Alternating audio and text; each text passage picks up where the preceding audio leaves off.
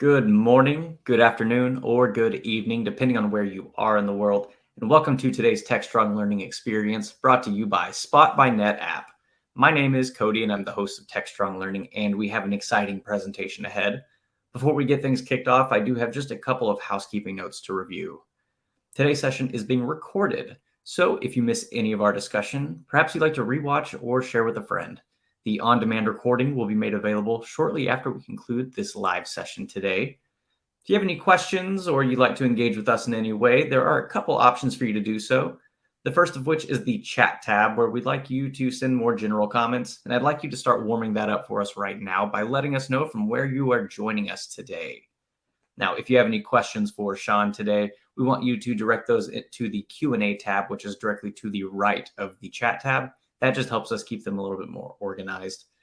We will have a couple of polls that we'll be launching throughout today's program, so keep an eye out for those. If you jump over to that handouts tab, you'll notice there are a couple of resources there for you, so feel free to grab those.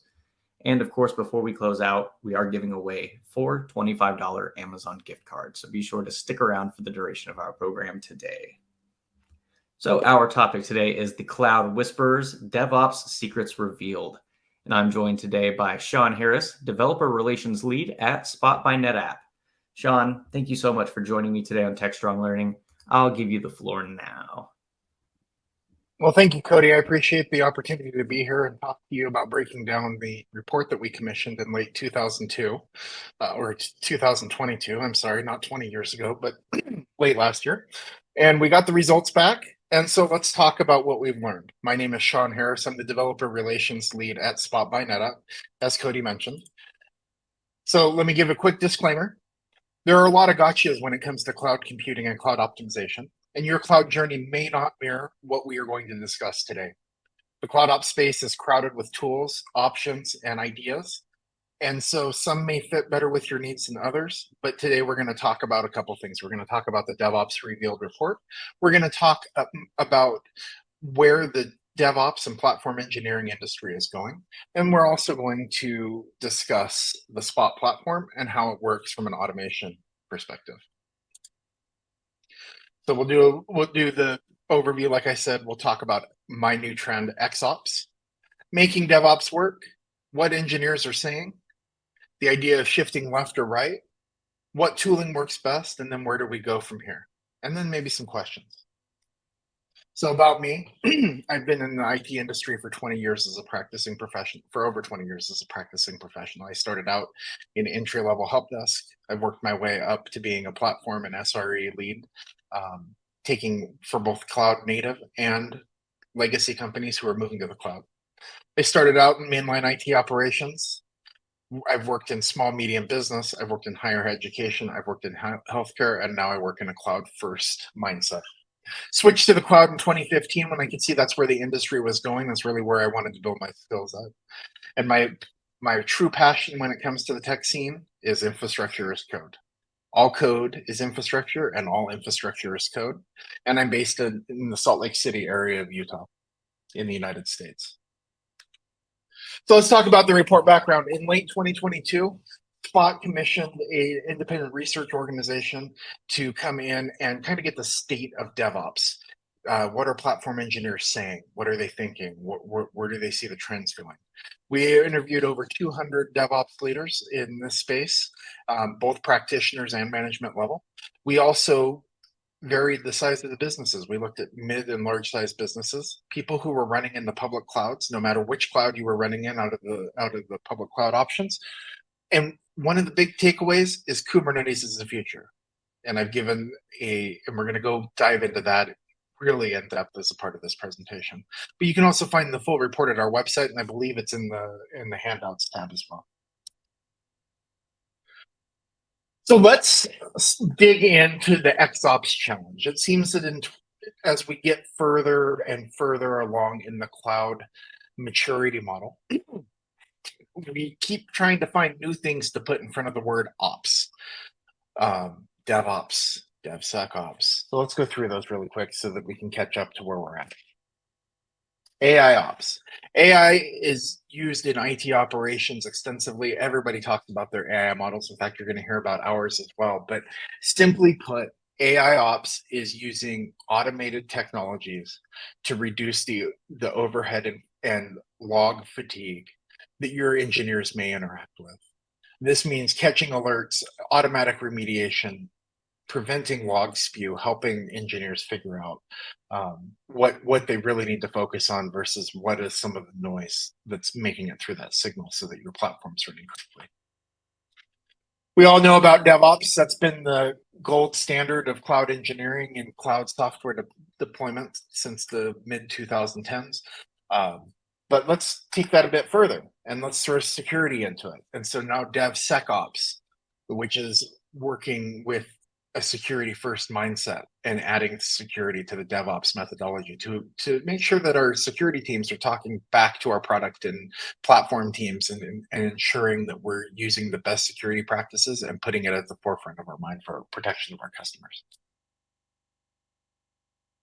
Bounce that out of there, and now GitOps. GitOps is a new way of saying the single source of truth. Using code repository, be it Git, be it one of the other many ways that you can stash your code, but standardizing your framework, storing it in a single repository, and having that be the standard bearer of truth for your deployment and your organization's needs. And then the one that we always love to talk about, FinOps. And Cody, if you want to ask the question about FinOps, it's not just about the money. Is cost management and optimization a DevOps responsibility? We have A, no way, B, partly, C, mainly, or D, totally. Sean, where do you think this is going to land? Oh, I hope everybody says totally, because FinOps is not just about the money. It's all it encompasses everything that has to do with CloudOps. FinOps may focus on the financial aspect, but everything that we do in the cloud focuses on making sure that we're spending the money of our employers correctly. There we go. Partly. Come on, let's move it up. Okay. I'll buy that. I'll take partly. I mean, I think that, like I said, I think it goes into everybody, but I think that after this presentation, if we can give you an easier way to look at it and an easier way to visualize what FinOps is, then you can kind of see where I'm going with the idea that FinOps is everybody's responsibility. Excuse me.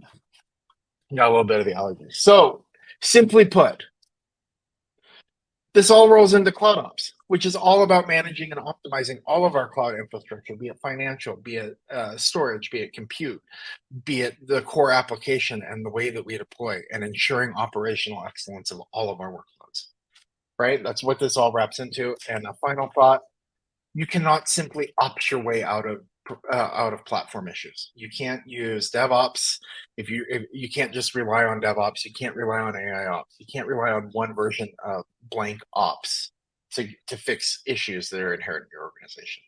So how does that really fit in to a discussion about what is or DevOps revealed? Right? We asked practitioners what they thought. Well, they brought this up.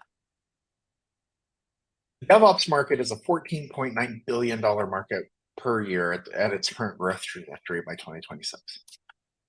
And what are the most in-demand skills? We see web development, we see DevOps up where we would expect them, but we also see AI, database, cloud computing as a general idea, and then mobile development. But obviously, DevOps is way up there with what's on the future, on the in-demand skills. And DevOps practitioners will tell you it's not about just being the guy in the server room anymore. It's not about just being the IT guy. It's about being the guy being the staff member that not only runs the architecture, but develops and holistically manages the architecture from a design on a whiteboard in a conference room all the way up to executing the implementation and making sure that your deployments are working correctly. It's overarching, and the role keeps expanding. 90% of business leaders say they see DevOps as a mindset, as a strategic investment in their business. But if we look at that, 64% of practitioners felt that they weren't valued by leadership in that role. They weren't seen as a strategic partner in the future of the cloud platform. The end result is technical capabilities stack on each other and need to be developed and fostered. And what I mean by that is, as the landscape for the technologies that we use and the tools that we bring into our organizations are constantly evolving, we see the same need to grow the engineer's mindset or skill set and help them be able to be the best practitioners that they can by allowing them to grow. And automating is key to handling this, to making sure that people can have the time and the resources and frankly avoid the burnout of trying to keep up with all the technology while running a platform. So let's look at the trend. Is it increasing or decreasing? Well, 87% of the respondents said it's increasing. This gap is increasing, the strategic investment value gap, but also the practitioners being valued. That's a huge number, 87.5%. And here's what they say in their own words. They want greater control and reliability of the platform. They want to be able to control and make their workloads run at scale. They want awareness from the stakeholders. They don't want to be seen as the black box that we've traditionally seen IT as. They also want to play more of a central role rather than a second thought. When something goes wrong, that's when you think of your DevOps team or your platform engineering team. And so we see the blue words or the light blue that says become more strategic, fewer restrictions, more valued. And then the key one that really stood out to me, and I wonder if it sticks out to everybody else, automation everywhere, DevOps, DevSecOps, and robotics. And that's a really good point as we talk about what the trends are going forward from here, is the more you automate, the more easy it becomes to govern and manage what your infrastructure is becoming, reducing sprawl, allowing for more integration, and it allows your teams to be more proactive, come up with those innovative ideas, and focus on the stuff that's going to really increase your business. So I guess we can ask a poll question here. Automation is the key. Yep, that'll work. So let's Did I talk pop about up the wrong one? No, it's fine. That's fine. We can go back. This is good. Let's talk about tools. Go ahead and introduce the poll question, Cody. Sure. So how many DevOps tools are you currently paying for but not using? We have none. We're responsible adults. Maybe one or two. Let's just say several, or maybe you don't even know.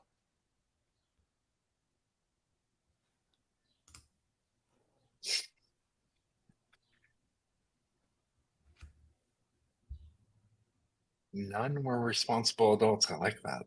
That's good. Maybe one or two. We got about a third of you that are saying one or two. 17 of you are about who we're about to talk about. And we're growing. And I don't even know. That's interesting. That's an interesting breakdown that I haven't, it's not what I expected. I expected a lot more in a couple areas. But let's talk about tools. The way that we buy DevOps tools that support our organizations has changed. They're temporary by nature, which means not that they're just going to up and disappear because they're not a good tool, but because it's easier to switch from tool to tool. It's easier to go in and try to kick the tires on something because we're not bound by the enterprise acquisition cycle that IT professionals and practitioners are used to. Tool sprawl is another form of FinOps because it can lead to waste. And they need to be configured correctly to be useful, which means you have to have that you have to have that cross-team collaboration. Just like you would in a DevOps organization where you're shipping a product, you're probably going to have to interact with multiple groups to get these tools configured correctly. My dad was a mechanic by trade, and when he passed away a couple years ago, we had to go and clean out his garage. And one thing we noticed is that he had a ton of tools, and some of them he never touched. He would just buy them because they were cool. Tools make sense if you use them. And we just went through the tooling question and maybe one or two, and let's say several. I'm curious how the people who have no DevOps tools are managing everything. Are you doing everything by hand? How are you running your automation?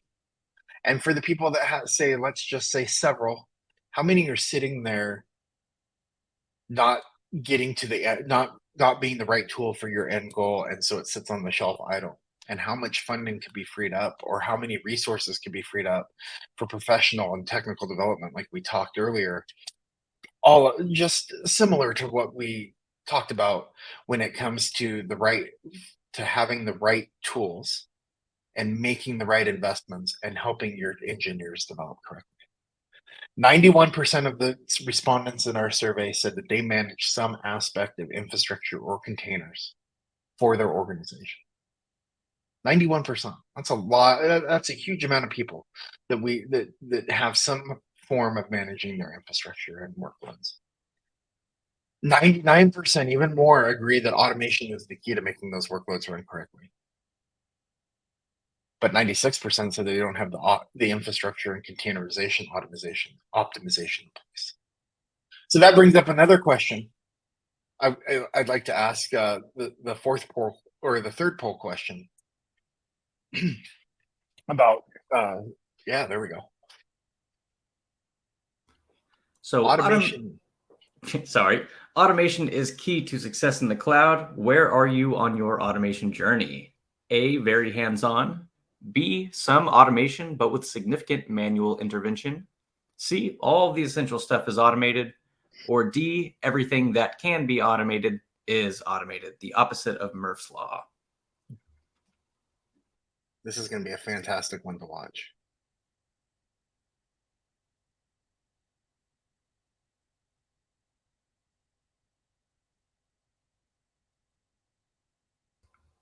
I put the results up just a little bit early so we can watch. No, I like it. I like watching it bounce around. I think it gives a level of interaction. And I see somebody asked a question in the Q&A about managing security. We're going to talk about that here in a minute. So I'm not ignoring your question. We're going to talk about some security stuff because I am a security guy. I promise.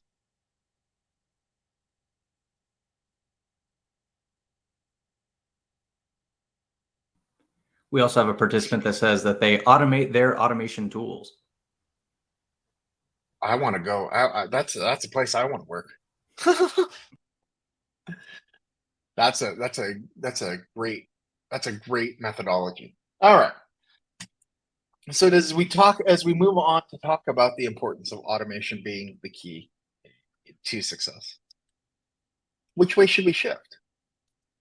I created this chart over the last couple of weeks, just kind of going over my career in the cloud and putting together a value chart. So basically what we have here is what is high effort versus high value, and how should we shift? We focus a lot of our time here with high effort stuff, especially in organizations that aren't cloud native. Cloud first organizations don't have a lot of these problems. They have some, but they don't have a lot of them. But we all seem to wrap our heads around security, compliance, monitoring and observability, automation and orchestration. But we don't focus a lot of time here on the lower effort, but higher value stuff, because we get so caught up on that previous one. But where do we want to be? Where should we be? Right there, I argue. I think that we should be above that threshold in those two quadrants. That if we're doing things that require high effort, that they also provide back high value to the organization. And that's really where CloudOps comes in the sweet space. It allows us to focus on the things that are important, like maintaining our performance of our application, handling audit requests as we go through our compliance programs, managing our security stack, budgeting and going in and automating as much as possible. This is where we should really be working to focus, as opposed to trying to do it linearly, like these two boxes. Do it horizontally, like we would scale out our applications. We're going to talk about that a little bit more too. So 2023 and beyond, and how can Spot by NetApp help? Well, we help customers right away. We have a 696% 3-year ROI for companies that invest in the Spot platform. That means it's 4 months to pay back. We see an average of, on the low side, of 21% reduce public cloud related spending, but that's not bad. That allows you to shift those savings, and we're going to show you how this works. That allows you to shift those savings to explore other services. Have you migrated your infrastructure to virtual machines that are running in the cloud and just running your traditional workloads? Would you like to make containers part of your journey? Would you like to be able to invest in microservices? Reducing your savings or reducing your spend and increasing your savings allows you to make those investments. We work to make your IT and infrastructure staff more efficient by speeding up the time to increase compute, the ability for you to use a variety of instances instead of being focused and having to manually configure all your instances. And I'm going to show you a demo of that here in a little bit. But we also give agility to deploying new resources, making your DevOps teams as a whole more productive, and that results in faster time to market and making your systems more available and stable to your end users. We are a platform for cloud operations at the end of the day. We help with all aspects of your cloud journey. We help with deployment. We help with databases. We help with data processing, and the end result is your productivity. We handle containers. We handle traditional virtual machine compute. We handle network backplanes, storage, some aspects of observability, and the connections that your infrastructure makes. We help with cost management. We help with the visibility and showing the value that your cloud teams make to your organization. We help with user services. We address security and governance and help manage your compliance through our portfolio of products. And the best part is, if you're in one cloud, if you're in two clouds, or if you're in all three of the major public clouds, we support all of them. We have a solution in place for our core applications in every single public cloud. We expand the utilization of excess compute. And the idea behind excess compute is simple. Somebody has something, you need it, and we can help you acquire it for a discount. Sure, you could hire somebody to come in and manage your provisioning of excess compute and help and assist in selling off and managing your financial commitments. But at the end of the day, it's easier if you have a robot doing it. And with 155 million active machines that we're monitoring across our customer base, with dedicated financial analysts whose sole job is to pore over your usage reports and help you come up with a plan, with being able to help you offload some of your financial commitments, your savings plans, your reserved instances, and being able to offload those to other customers through a unique AI-driven marketplace where we can predict what the spot marketplace is going to be with pretty good track record. It really makes it easy to handle some of the more hands-on stuff that you really don't think about when you think about what is CloudOps, what goes into a holistic cloud operations platform. We use application-driven auto-scaling. I talk about the 155 million machines that we have under management right now. Those machines give us feedback into our proprietary modeling system that allows us to predict what your application is going to do, because we ingest all of it. We're not using any proprietary data. We're just watching usage data, and I'll show you what that looks like in action here in a second. But we utilize application-driven auto-scaling to meet your resource needs, to make sure that you're paying the least amount possible per compute unit to get the most value and the most resource utilization out of your application and your virtual machines. And we accelerate your application delivery. Continuous optimization is crucial to the application lifecycle. Just like we see the CI/CD figure 8, we add another node onto that, continuous optimization, where we're constantly watching what we're doing and making sure that we're making the best choices for our organization. So a couple final thoughts before I go into a demo. And an overview of what the Spot platform is. Standardization of practices is key. If you don't have standards, if you don't have an understanding across your business units of what those standards are, you're never going to be able to achieve continuous optimization the same way that you do with continuous integration and continuous deployment. Continuous optimization is a constant thing, and it has to be standardized. As complexity of our cloud workloads and our cloud environments goes, so does the need for skill building and development. And what do I mean by that? We need to be able to grow our engineers and their talent. There's a reason the average life cycle for a DevOps engineer is 3 to 5 years at a given job. It's because they're not getting the development. It's because they're not getting the growth and the professional experience that they need to grow their careers. We can't keep seeing these guys and gals and as non-important, non-strategic members of an IT department. If you're running in the cloud, they have to be seen as strategic. The ideas around FinOps and cloud optimization aren't just monetary. And of course, like I said earlier, it all comes down to dollars and cents. It does come down to how much money is going out because of how the IT purchasing model and the cloud purchasing model has changed the way that we do business. But we have to think about, are we using the right compute resources? Are we just forklifting individual servers and running those workloads in the cloud? Or are we really going in and optimizing our compute environment just like we would with our financial obligations to the cloud providers? Without automation, continuous optimization is nearly impossible. Just as important as standardization of your workloads, automating your workloads becomes just as crucial. Working to shift left is where the progress really happens. Being able to automate, that goes back into the automation, and being able to reduce those menial tasks of pouring through logs. And Spot by NetApp is your partner in this journey. So I'm going to save on any further questions. I'm going to switch and we're going to actually look at the Spot console really quick. So give me 1 second here. We're going to go to the Spot console. So this is the Spot console. If you can't see it, are we good, Cody, or should I zoom in? Go ahead and continue on, and we'll see if the audience asks us to zoom in. All right. Righty. So you can see here, these are our product offerings. We have Elastigroup, which is for our virtual machine infrastructure. We have Ocean, which is for containers.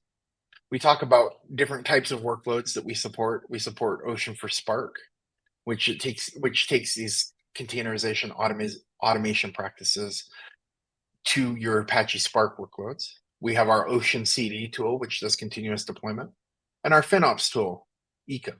And you see a couple others down here, Spot Security and Spot Connect. These are new services that we're also going to talk about. Okay, please zoom in. So let's start with the virtual machine side of it, because that gets us everywhere. So you can see here on this workload, we are running 855 Spot instances. If we were running this all as on demand, it would cost us 114,000. But because we are using Spot instances, we're saving 65%, give or take, of this, and we're running 13 on demand. And that's costing us those 13 machines, those on demand costs are costing us $10,000. If we look at the last 90 days, you can see here we're still saving, still running about the same. But how is that broken out? We have our Ocean Kubernetes clusters, and you can see, and these are actual workloads that are running the Spot platform right now. And so you can see here on this chart, this is our Spot usage. So these are our potential costs of what we could be charged. I'm going to zoom out a little bit to 90 days there just because it's kind of interesting. But here's what we've actually spent. So we've cut our workloads just a little bit more than half by going out and using the Spot instances. And you're probably wondering, how are they going out and getting all those Spot instances? Well, that's because we have these clusters that are actually running things, and we have our right sizing. So this looks at what our cluster is actually using. Takes a minute to load here. I apologize for the delay. And we're spinning. That's a great thing about live demos.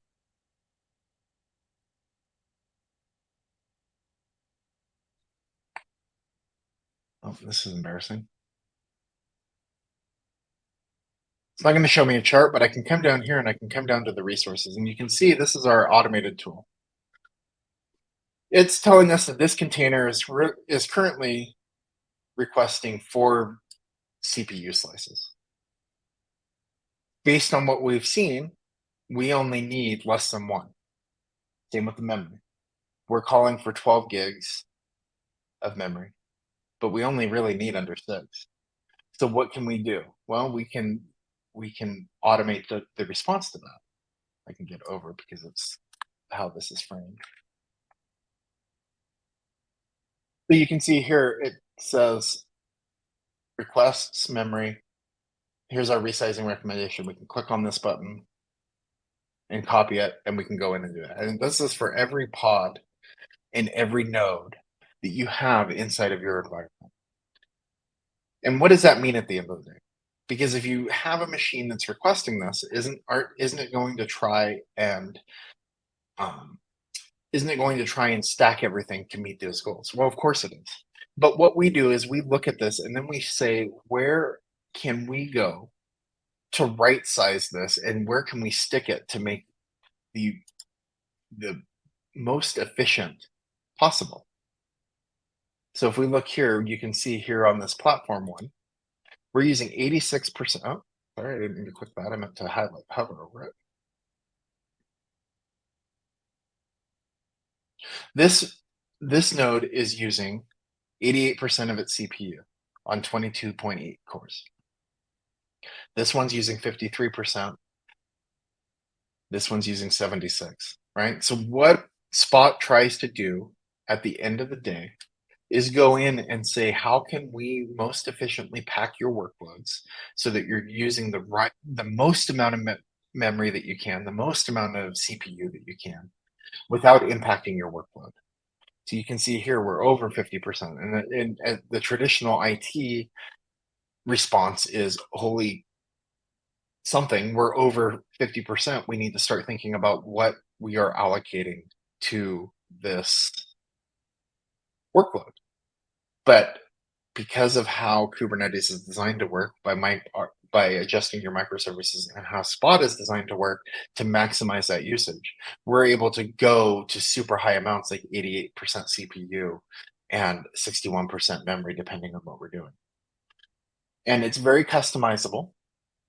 Like I said, like we showed here, we can go into each environment and we can go in and define what instances we're allowed to use.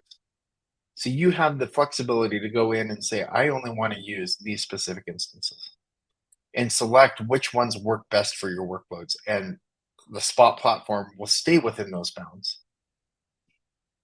And you can also come in and you can tell it how many minimum nodes, the maximum nodes, what's your Spot percentage. And you can restrict all of this information so that you still have full control over the automation of the workloads. You can put in your user data like you normally would and bootstrap your images. And if I go back here, back to Elastigroup, I'll look at this guy here. Here are how we fulfill those instances. You can see here, here's the life cycle. Here are all of our Spot instances that we've requested. If I resort this, if there are any, as it resorts, it tells you what time it was created at, just like it normally would, and it would tell you what the health is, just like you would expect to see. These are all Spot instances, apparently. But it shows you what your on-demand cost is versus what your Spot cost is. So your on-demand cost, if you're running this all on demand right now, would be $200 more than what you're spending here. And so you can see here the same with your storage. We break out your storage. But here's the sweet spot. How do we know what the Spot marketplace is doing? How do we automate that? So we have 8 years of AI-driven data that looks at each availability zone in the cloud providers and tells us what their excess capacity is based on what we're seeing, based on historical, based on a bunch of different information. And this shows us what the distribution is. So how many are available of each machine type. So the C3X large, or sorry, the C4X large has 32 available right now. The C5X large has 12. So we can go in and say which machine types are available. And then we can look at the lifetime. Here's the average lifetime, 6 days, 8 days, based on instance type. So you can see how long you can kind of get an idea of what your instance is going to be available. And then we can see what your interruption rates are. Again, if I move this out over the last 7 days, you can see who's getting interrupted the most. So there have been 11 for the C3X large in US East 1D. And then you can further restrict that to show just what one. So let's look at the C5s, which is a common one.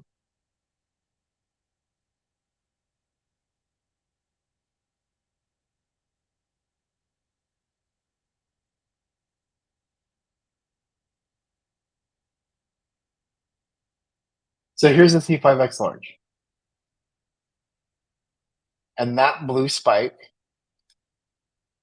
shows you day by day how many market interruptions there are to the market count. So we can that's how we can determine what's going on with each individual instance type. Your log is a rolling log that shows you what's going on. But the heat map is really what really makes it interesting, because we can go in and we can say, here are the spots we are managing, here are the stateful nodes.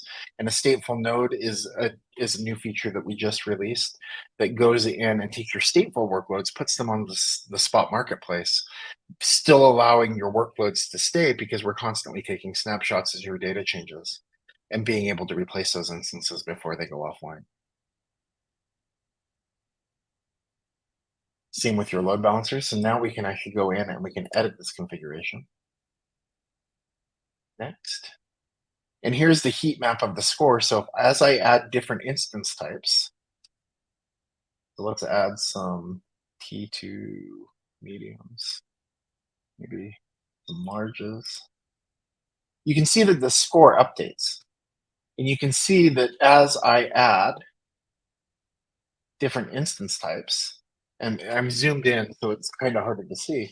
You can see that we give each market a score, and then gray if that instance type is not supported. So the C3X large isn't supported in US 1A, but it is in 1B, and you can see what that score is. The closer to 100 the score is, the better the marketplace is for that type of instance. And again, it's dynamic, and we break it out by the type of instance: compute optimized, accelerated, memory optimized, storage optimized. But then you can go in and define your AMI, define your security groups, and all of the stuff that you would normally associate in your instantiation of a new instance. You can control here and let the Spot platform handle that level of automation. We look at networking, same here. We attach new existing load balancers, or we can create new target groups and balance between them based on your needs. The predictive rebalancing goes and gives your strategy. Do you want to fall back to on demand? Do you want to utilize commitment plans? Or do you want to do something a little different? Right? The cheapest will always be, we're going to go out and find you the least amount of cost. That's it. Just the cheapest way to run your workloads. Balanced goes and says, we're going to look at your commitments. We're going to look at the spot marketplace. And then as the last resort, if no instances or on demand, if no spot instances are available, we're going to try and use the savings plans and financial commitments that you have made to keep those first and before falling back to on demand. And then you can set your draining time, right? You can go in and you can say, I only want to use spot instances that are of a certain type, and I want them to have at least X number of seconds of draining time before it's offline. And we do all that in preparation for it. Same with scaling, we can add metric-based scaling. And finally, the review. You'll see here that we say CloudFormation and Terraform. We also have providers for Pulumi, where you can go in and we will generate the Terraform necessary for you to go and have this as part of your Terraform stack, as part of your Pulumi stack, or just part of your CloudFormation template. Or if you like JSON, we can still do JSON as well.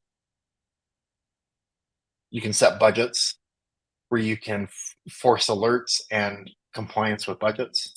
And the same, and everything that powers Elastigroup also powers Ocean. And Ocean is the way to think about Ocean is Elastigroup for your containers, where we can go in and we efficiently right size your containers using those same methods.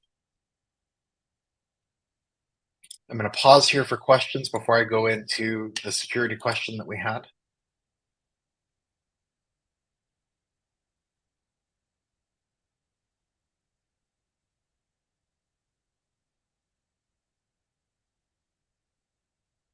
All right, no questions yet. So let's go to spot security. So spot security is a new test for us, or is a new product release for us, where we have gone in and said, if we can help your teams manage their environment better by having automated responses and reducing the amount of log spew, we can go in and we can look at your platform and help you. So here we kind of go on top of your existing security stack. Support role not created to manage incidents with AWS, right? These are all alerts that you're going to see, and we list them by prevalence. The risk analysis page goes and looks at all of your environments that are connected and gives you a breakdown of what they are. Let's go and look at medium risk. So let's look at this guy here.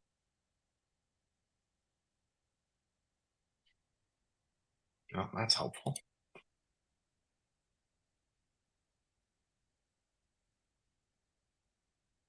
For this to regenerate. And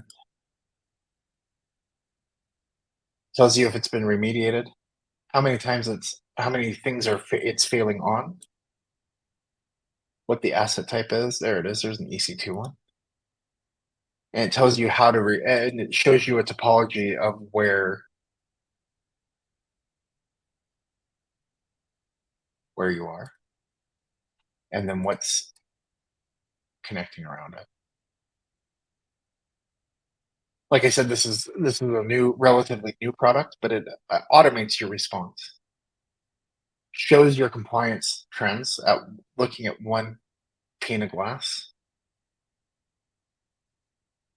allows you to benchmark over different types and see what your compliance is with that, and then get insights as to what you're missing. And then Connect is our low code, no code connection tool. I don't think I have a demo loaded for that right now, but basically it allows you to auto heal your APIs and services that you connect to. The Spot platform is a very powerful platform with the idea of giving you the most visibility in one place for one of your most important business needs, which is your cloud computing workloads. And just because I'm curious, I've got one poll left I'm going to let Cody bring up, just so that we can close this out and then we can start answering your questions. So our poll question reads, are containers an important part of your infrastructure strategy? We have yes, in progress. B, yes, down the road. C, we have considered, but we're not there yet. Or D, we have no plans.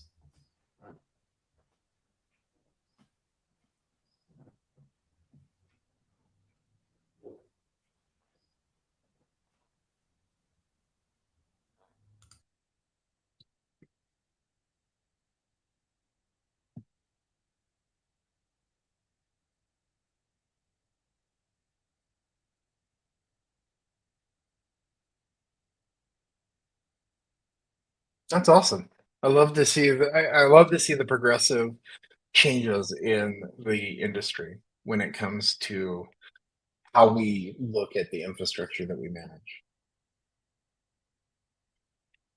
And with that, that kind of ends my presentation. If we want to take some questions that come in, be happy to do that. If we want to have a discussion about some topics, or if there's anything that I didn't hit on that you'd really like me to, I'd be happy to do that. Awesome. So everyone send in your questions. We do have one right here to get us kicked off. So Sean, does Spot only report on your configurations, or will it make suggested changes if directed to do so? Yeah, so that's a great question. Spot will make those changes proactively if you allow it. We have a lot of customers that when they first acquire Spot and they're getting used to the platform, they'll watch it to see what it's recommending. And you do have the ability to manually kick off changes from the console by hand. And then as you feel more comfortable, crank up the level of automation to the point where it just does things on its own because it shows you that it knows what it's doing and you understand what the results are going to be. All right. And if you had to say, if you had to narrow it down to one key takeaway that any person sitting in this program should take away, what would that one piece of guidance be? Invest in your employees, invest in your staff, and help them to see the journey and be the strategic partner that you would make any other part or any other critical part of your business. Because the happier and the more fulfilled that a DevOps engineer can be for your organization, or an infrastructure or a platform engineer or anybody in that cloud aligned role, the longer they will stay, the more they will be invested in returning their results and growing their career. And so if you invest in them just like you would an accountant, or just like you would somebody in a different area of your ops organization, you will find that their work-life balance gets better, they're easier, they're more fun to work with, and they're more dedicated to staying long-term. And are there any kind of container pitfalls or anything that you're seeing emerging as this field continues to grow? I mean, one, where do you see it going? And two, what are there any challenges that you see emerging that maybe we could get ahead of now? I see two. Number one, excuse me. Number one is I see containers moving more to the cloud. I was just reading an article today that 83% of CIOs and CTOs don't want to manage their own Kubernetes infrastructure. They want to offload a lot of the backend Kubernetes infrastructure to the cloud providers, because why not use the resources by the people who created it, right? Kubernetes was developed as a incubator project at Google. They've really embraced it. Why wouldn't I want to go to a cloud provider who has those resources and those engineers to instantiate a Kubernetes on-prem? So I think that you're going to see that container, as microservices, serverless, and containers start to make more of a play in the Apple platform engineering world. I think that you're going to see them move more to the cloud. The other thing that I see is I think that in March of 2020, when we all decided we needed to go to the cloud right then, I think that we're starting to see hey, how can we rethink our cloud strategy instead of just throwing everything that we can at the cloud? And so I think that the case for optimization will save a lot of headaches, and getting ahead of the optimization curve will save you the trouble of trying to have somebody come and make you repatriate this infrastructure back to an on-prem environment that you may not be ready to handle from a compliance standpoint, from a physical security and physical infrastructure standpoint, to a resource standpoint. It's hard to find Kubernetes and DevOps engineers right now, right? Even with the mass layoffs at the big tech companies, it's still hard to find good engineers who know what they're doing, who have the experience. And so invest in your employees, optimize your cloud, let the cloud providers handle the backend infrastructure of your Kubernetes infrastructure, are all trends that I really see taking off in the second half as we go into the second half of 2023 and beyond.